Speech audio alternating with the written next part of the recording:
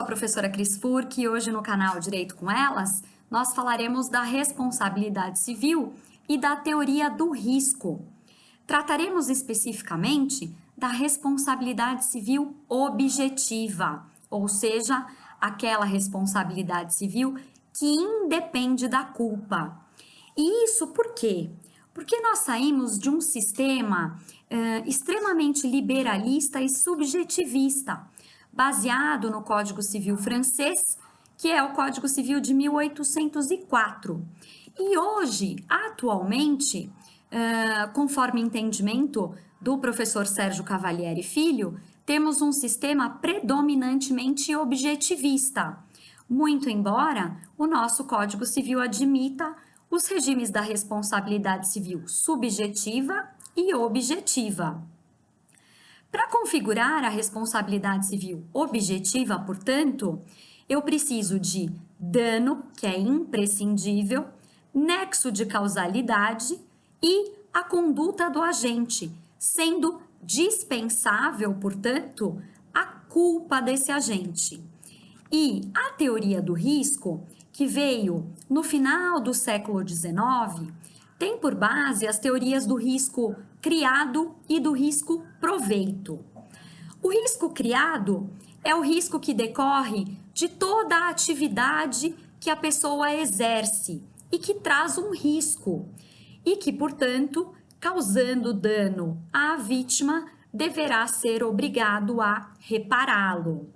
E a teoria do risco-proveito determina que aquele que obtém um proveito ou uma vantagem econômica em vista da atividade econômica deverá reparar o dano que, porventura, essa atividade econômica possa gerar.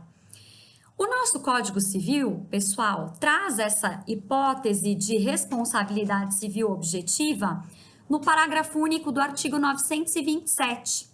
E eu peço licença para vocês para lermos juntos. Olha só.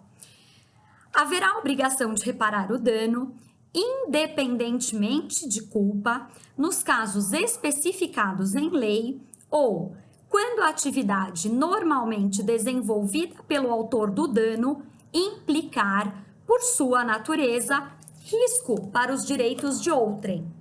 Então, a própria lei já diz para a gente que as hipóteses de responsabilidade objetiva estarão previstas expressamente na lei. E algumas dessas hipóteses, até muito antigas, eu vou dizer para vocês quais são. A primeira delas é a do Decreto-Lei 2681 de 1912, que fala da responsabilidade objetiva do transportador ferroviário.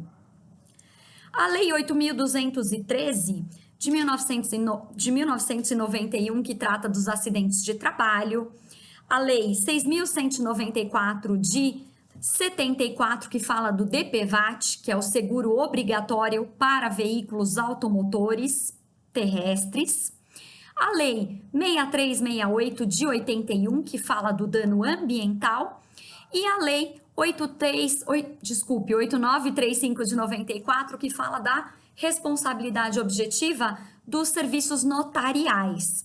E aí existem muitas outras, pessoal, mas sempre expressamente previstas na lei as hipóteses de responsabilidade objetiva. E a nossa doutrina nos ensina que essa teoria do risco é uma cláusula geral que foi trazida pelo nosso Código Civil de 2002 em atendimento ao pilar da socialidade. Lembram-se dos 3 pilares do nosso Código Civil de 2002? Da eticidade, socialidade e operabilidade. Então, com a teoria do risco, veio o embasamento e veio justamente por conta do pilar da socialidade. E um dos exemplos, pessoal, seria o contrato de transporte. Contrato considerado que essa atividade de transporte é considerada atualmente uma atividade de risco. E os danos acarretados a terceiros em virtude dessa atividade, entende-se que devem ser indenizados independentemente da existência de culpa.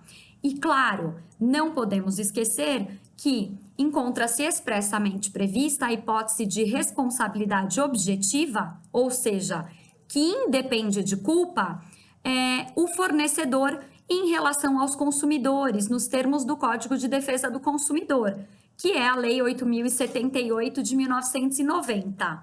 Pessoal, nos enviem as dúvidas, as críticas também. Até o nosso próximo encontro. Um beijo e até mais!